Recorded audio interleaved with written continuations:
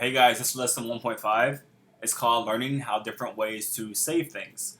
Um, really easy. It seems like this is an obvious answer. You go to the computer, you search something up, and you save it right away, you're good to go. However, there's a special way of saving things that people just don't realize, so I'm going to show you that today. Let's get started. Alright, so all year long, I'm going to have you go to Google and find pictures for your project. So we're getting lots of pictures off of Google. Um, there is a right way to do this and there's a wrong way to do this. And I want you to learn the right way and make sure you do that for all of your projects. Here is the wrong way to do things. Let's say I want you to go find a picture of a dog. You go to Google, you type in dog, you click on images. Okay? Great pictures of dogs. I like all of them. Really cool pictures. Let's say we want this picture. Sorry. Let's say we want this picture of this dog right here. A lot of times people see it, they like it, they go right click and save, and they're done. And then they have no idea where they saved it, no idea what it's called, and they lose that picture forever. It's gone. Um, so remember what I said last time. Whenever you're doing your file management, you have to do save as, rename your files, make sure you know where you're saving it, put it in your project folder. That's the first key. If you can do that step well, you're good to go.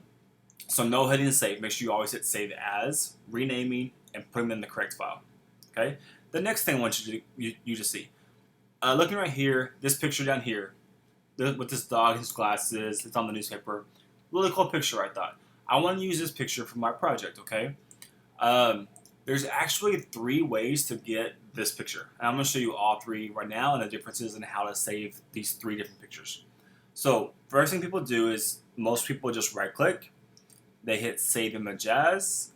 You're going to rename it, put it where you want it, etc. Okay, we're good to go. There's another way. If you left click, you get like this kind of like bigger size version of this like small thumbnail. There's a bigger size version. So you can right click here and do save image as, rename it, put it where you want, etc. And there's actually even a third way of doing this. I'm going to show you the third way. If you left click one more time, and this takes you to the original link of where this picture was originally placed. The Google version is just a kind of like a shortcut of what the original picture of where it's from. So this right here is the original picture of where it was first placed on the internet. So now I'm going to right click and save this one. I'm going to rename it, put it in my correct file, etc. And I'm going to compare all 3 of those so you can see, I did it earlier on. I want you to see the differences in all 3 of those and how they looked, okay? So let's open all 3 up. This is the smallest one that you saw, the very first one. Here is the second one. So you can see that it is definitely bigger, better quality, more to work with. And here is the third way of doing things. Okay, I want you to compare these side by side. They are the same picture. I right click and save as all 3 times. But look at the differences in these 3 pictures.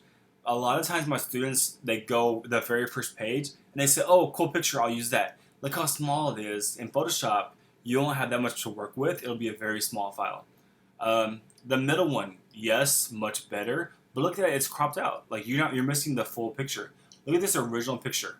So I want you guys to always do the third way. Get the original picture that's to work with and then save that version. Even better to show you, looking at the size difference. The first one, the smallest one, is 8 kilobytes. If you make edits on that and then save it, try to print out, it's going to be super blurry. The middle one was 76 kilobytes. It's already like, 8 times bigger, 9 times bigger actually. And you have more to work with. You can make a little bit more edits and it won't be as blurry. Look at the third one. It's almost double of what the middle one is. It's so much better quality than the first one. So I want you always to get the original picture that you can. So click into the pictures until you find the original and save that one. You will have a better quality, a bigger file size, more to work with. It's better. So that's the first step of doing that. Okay. Next parts. Get out of here. Get out of here. A lot of times when you go to Google and you right click and you save things, so you find the original, you right click and save, you have to look for a JPEG.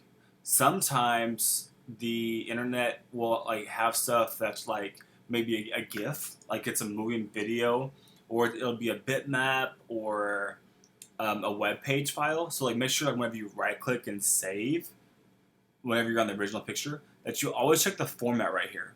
This format should say JPEG. If it says GIF or web page or bitmap, those will not work in Photoshop. You need to have a JPEG or a PNG. Remember a review from last video, PNG means it has a transparent background. So for example, one way people trick you is this picture right here. Do you remember how PNG looks? It has those checkers in the background. People think this is a PNG. So if I right click and hit save as, I should expect to see a PNG. Wrong. This is a JPEG format. So they tricked you here. People wanting PNGs for the transparent background, but this is a JPEG, so it's going to come with these gray and white check marks behind it. So make sure that you know what type of file you're getting before you just hit save. You look at the format, make sure it's a JPEG. Or if you want a PNG, make sure it says PNG. You know where you're saving it, and you know what it's called. Those are all important things. And the last part about saving things is this. Sometimes if you're in a space where your computer is blocked where you can't click into it, so maybe you click on it and there's a filter. If you're at school and you can't get this far because the filter's going, you can still get this picture that you want. Your Windows computer has a thing called snipping tool. It looks like this right here. It's called snipping tool. There's an app. You can just go to your search bar, type in snipping tool, and this will pop up. And then hit new. I'm on a Mac, so I can't do this.